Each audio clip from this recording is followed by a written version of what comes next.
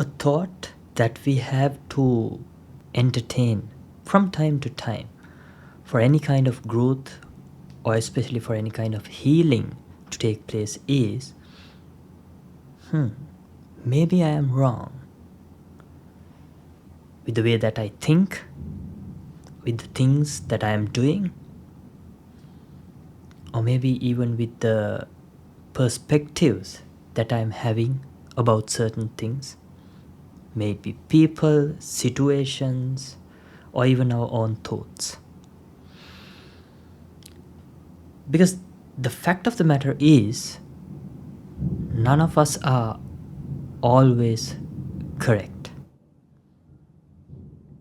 Yes, we love to believe that we are right all the time, that our stance is the right stance, that our perspectives, our visions, views, and our beliefs are the absolute correct things that are out there. But that is not the case all the time. And when someone else have to come around and point it out, hey, you are doing this wrong, or hey, there's this different perspective, or they have to point out that there is another way to look at certain things or do certain things, we don't really like that, right? So it's very important as individuals who are on a path of growth and definitely of healing in one way or the other, to ask that question from ourselves, to have that humbling sense that maybe I'm wrong. So we don't wait for anyone to point it out or make us think, but from time to time, we ask the question from ourselves. Because that's the most important question that we can ask and we have to ask from ourselves for any kind of growth or healing to happen. Because we know that if you are especially trying to heal from something from your past, maybe your childhood, maybe some trauma, maybe some very sour experience that you had to go through, even the professionals would come with the same kind of questions to challenge your beliefs. Because we may go through a certain experience at a certain time, but as time goes by, our idea, our memory of that incident changes drastically. No matter what we say, or no matter how we claim that we remember it exactly as it took place 100% of the time, it is not. Because our memory anyhow have to strip away certain details or emphasize certain details that cause the most pain for us, and then retain that information connected to that instance. Because obviously our brains cannot keep everything that we see, hear, experience stored in our heads. So it has to get rid of certain set of information, and in doing so, it alters the memories of those particular incidents, what we understood and what we felt in those exact moments. So when we try to look back at those things at a later point in time, when we feel that that particular incident is holding us back, and when we come to the realization that, okay, fine, I need to get over this, I need to heal from this, we have to first start with the base that, okay, something took place, but my idea of what happened at the time is not the most accurate thing. And that's exactly what we help with this question. Maybe I'm wrong. Now, even if we set aside the healing part, right?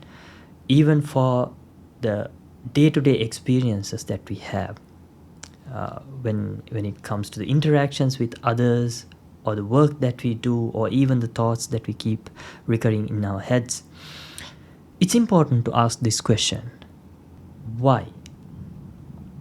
Because sometimes in our interactions we feel, okay, they are the ones doing the wrong thing, and I'm right.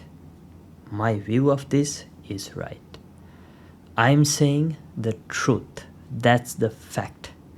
And oftentimes we forget that someone else could have a completely different perspective based on how they were brought up, how they were told of certain things, their life experiences, and even the way that they individually perceive and process those information.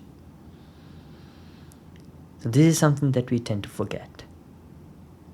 And when we are clinging to our perspective, our stance, we don't allow anyone to come up with their views on the matters, which causes a divide, as we see with a lot of the issues that are happening around the globe these days. And we start fighting with each other. We don't want to accept that there's another view. It's a same example in case you have seen that cartoon image where a big 6 or a 9 is written on the ground, and one person is saying that it's a 6 and the other person is saying that it's a 9. But both of them are right. It's just a matter of perspective, right? But if I don't want to question myself, hey, maybe I'm wrong to keep on saying that this is 6. Maybe there's another way. Maybe I should step to the other side to see what they are saying. So if we don't go through that thought process, if we don't open up ourselves, then we encourage the many divisions that we already have. And then we keep on introducing frictions to whatever the relationships and interactions that we have, which makes it very difficult to maintain good relationships, get things done at the simplest sense, and to have a pleasant experience throughout our lives. And the same thing applies to our family lives, the conversations and the bonds that we have with the closest few of our family members, or the individuals that we operate with. And the classic example is the usual fights between a husband and a wife, right? Both of them want to be right. Both of them believe that their way is the right way. But amidst those clashes, we forget that one person was brought up in a certain way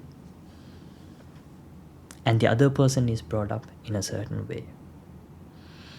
So even the little things, the way they walk around the house, the way they fold the clothes, or way they clean the dishes and whatnot, everything is influenced by what they have been experiencing up until that point in their lives. So it is not something that they are doing with a certain feeling of vengeance or anger or hatred towards the other person, even though the other person may feel as such in most of the cases. It's just that they are oblivious to their own ways. Hence, we stand guard with our views, our ways. We want to keep claiming that I am doing the right thing and you are the one at fault. But if we can pause for a second and ask, okay, maybe I'm wrong. Maybe I'm having the wrong perception here. Maybe there's something more to what they are saying. And despite that this is the way that I've been brought up and I've been operating for a lifetime up until this point, maybe there are other ways as well. Maybe I'm doing certain things in the wrong way as well. And that helps us lower whatever the guards that we are having in place. And that helps us to at least hear the other person out.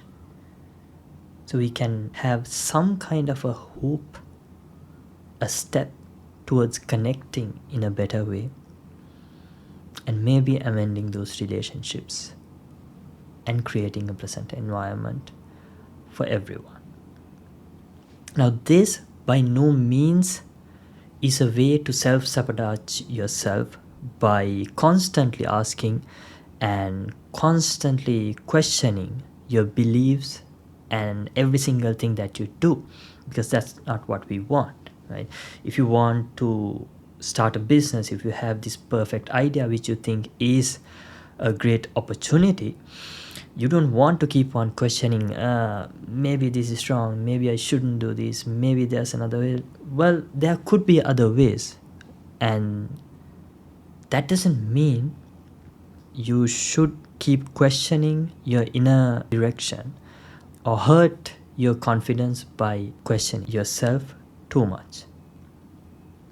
So this is why I said that it is not a question that we want to keep on asking from ourselves across everything that we do all the time with every single thought and decision.